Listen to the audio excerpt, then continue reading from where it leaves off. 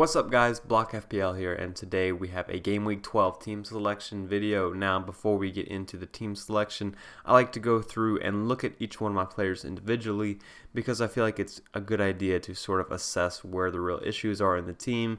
That way you know where to make transfers at. So in Game Week 11 I got 62 points, which isn't bad, but considering the high scores of the game week, I did get a red arrow down to 138k. Pretty decent performances all around. My captaincy decision personally was Fernandez versus Mahrez, and I got that right, but I obviously missed out on the Kane and Salah potential captaincy there. But not a bad week, not terrible. I'll take this small red arrow considering how bad it could have been with people like De Bruyne getting high scores early on. Sort of scared me, but moving on to Game Week 12, it's still in a good position this season. So Martinez is not ideal at the moment, but just because Aston Villa, I don't necessarily trust them, but he's not worth a transfer out in my opinion. He won't be for a long time because, in case you don't know, there are double game weeks and blank game weeks in the future for Aston Villa. And with that said, there's also extra double game weeks that have been announced for the likes of teams like West Ham, which impacts me, which I actually kind of like. As long as I can cover the blank, I can get West Ham's double game week that happens in game week 19 now, but they blank in game week 18. So yeah, Martinez for me, like most of the time, goalkeeper transfers aren't really going to be worth it. The one reason I would want to get rid of him is because he costs, He costs 4.8, so I could get like a 0.3 cheaper Meslier, and I think that would be better value, but because of the double game weeks in the future, he should be getting 2 of them.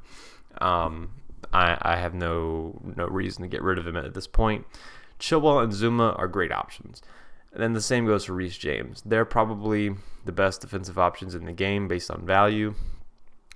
They've got pretty good fixtures. Like, they're not like Fulham, Sheffield United fixtures, but if you see this next 5 here, Everton, Wolves, West Ham, Arsenal, Aston Villa, pretty much a bunch of mid-table teams that, have good games sometimes, bad games sometimes, and with this Chelsea defense that have kept, they've conceded, 1 goal in the past 3 games against Newcastle, Tottenham, and Leeds. That's very impressive.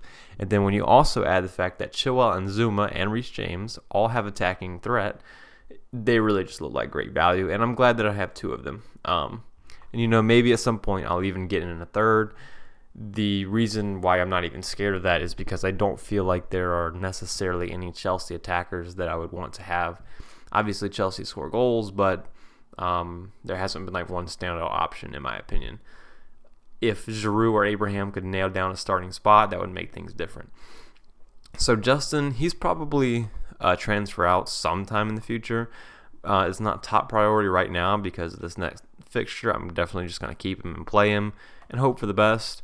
But he's one of those guys where if I can bench him, I might just do it, but he could make way for somebody in the future. Salah, obviously, I'm going to keep him. There's really no reason to get rid of him. Jota and Mahrez are really the issues with my team. When I look at this team, I'm like, okay, I generally want to keep these players, but with Jota and Mahrez, I'm not sure about them. And I think this especially goes for Jota. Now, he has not been benched 2 games in a row, I don't think. Like, besides the games he didn't play at all. He generally starts. So he did get benched last week, and he did play midweek. He got subbed off, but it was like the 87th minute already. I'm not confident that he's going to start, but if he does start, it's Fulham. So I sort of want to sell him already, but I think I'm just going to take the risk and play him versus Fulham and see what happens. And that may mean I save my free transfer. Like, if I'm going to use it, I think I should use it to deal with my biggest issue. But if I keep Jota, considering that he plays Fulham, I think I almost have to play him. And I don't have really a great matchup on the bench to play. So it's a tough situation. I don't know. But regardless, the combination of him and Mahrez, because Mahrez is kind of a rotation risk, and he's not certain to play every week. This week it's not so much of a big deal because they play Manchester United anyway. So I don't expect a lot of points from him, even if he does start. But if we look at these fixtures, if he can just start a decent amount in these games, I would expect him to get some points. The issue with these 2 guys is, and one thing I'm looking at doing right now, is the fact that I can sell Mahrez and Jota and turn that into a 4.5, 4.4 midfielder, and then the other one into De Bruyne. So that would leave me with only 3 big midfielders, but those would be the big 3 of Salah, Fernandes, and De Bruyne. And then I would have to play a 4-3-3, where, because I wouldn't want to play Riedewald and Anguissa, for example, which would probably be who I would get. So then I would have to play that extra defender, but I think it may be worth it just because of the value of the premiums. I know it could be an overreaction, right? Because a lot of people saw last week and they're like, oh, the big options are doing great. We got to get them all in.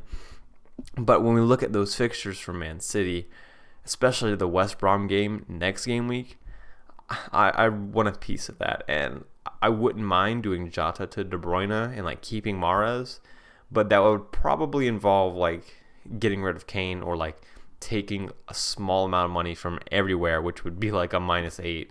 It would be hard to do that. So that's something I'll have to decide. But over these next fixtures, I sort of do want De Bruyne, so I'll have to consider my options here.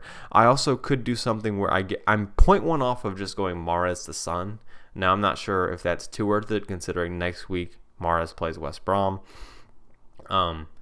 But I could just get Son in instead of De Bruyne, and then that would save me some more money to move around, and that way I could I'd get Son in for the Crystal Palace game, right? But I don't think I can do that. And then considering that Son play Liverpool next week, it's not looking like the right way to go for me.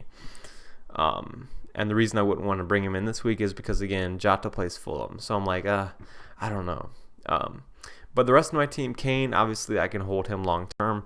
So people may be selling because of this Liverpool game that's upcoming, but I think he has a chance against Liverpool. But after that, Leicester haven't defended well, Wolves haven't defended well, and then we get obviously some pretty good fixtures here, starting off with the Fulham game, and there's really no issue with keeping him. So I wouldn't be desperate to sell him unless you're really desperate to get KDB or something like that. Bruno, Bruno, there's obviously no reason to sell him. Calvert-Lewin, we talked about this on the GFCT Q&A, which I suggest you watch if you didn't. So Calvert-Lewin, his fixtures are actually not that bad in my opinion after the Chelsea game. Obviously Chelsea is tough. Everton haven't been great. So we'll see how his form continues. But the 3 after Chelsea, Leicester, Arsenal, Sheffield, I don't think that's that bad. I don't know how, these 2 are a 4 and 3 difficulty. I think they should be 1 lower each maybe. Maybe you could say Arsenal is a 3. Maybe I'm being a bit harsh, but they just have not looked good at all recently. So considering I got him in at 7, and I'd probably want to bring him back at some point, you would assume.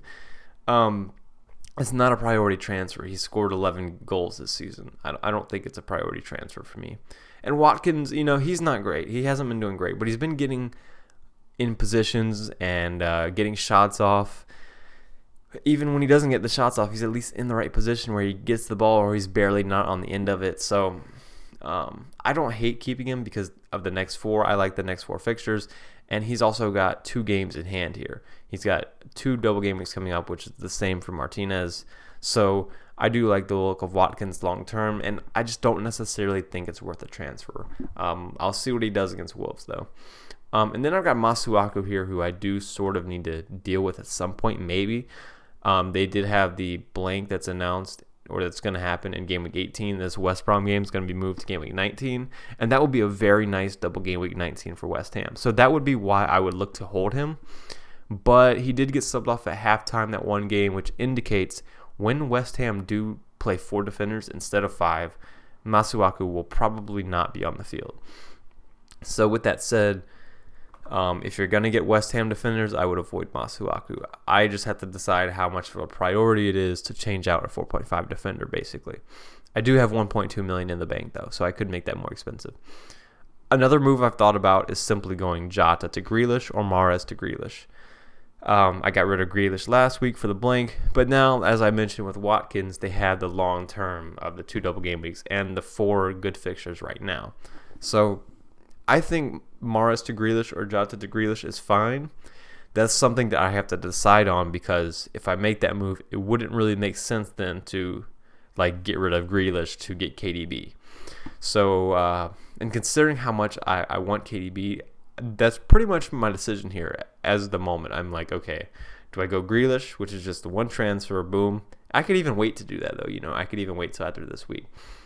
Or do I bring in De Bruyne and sort of move my team around a little bit? And I'm leaning towards that method, and then just hoping that I can like do well with that extra fourth defender that I put in there that would be playing every week.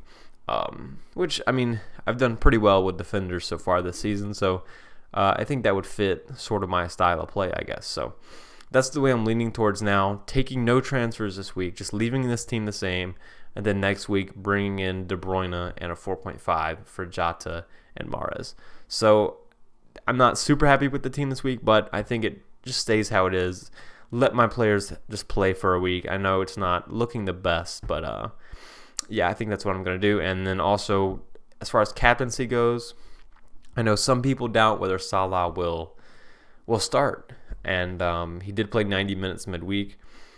Look, there's no predicting it, really. We'll see what Klopp says today or tomorrow. But you can just go with Kane or Son. I think those are fine options. I would lean towards Kane. Those are probably the other primary options. Who else has good fixtures, though? I mean, you could go with a Chelsea player, but again, there's no really great attackers there that I would trust.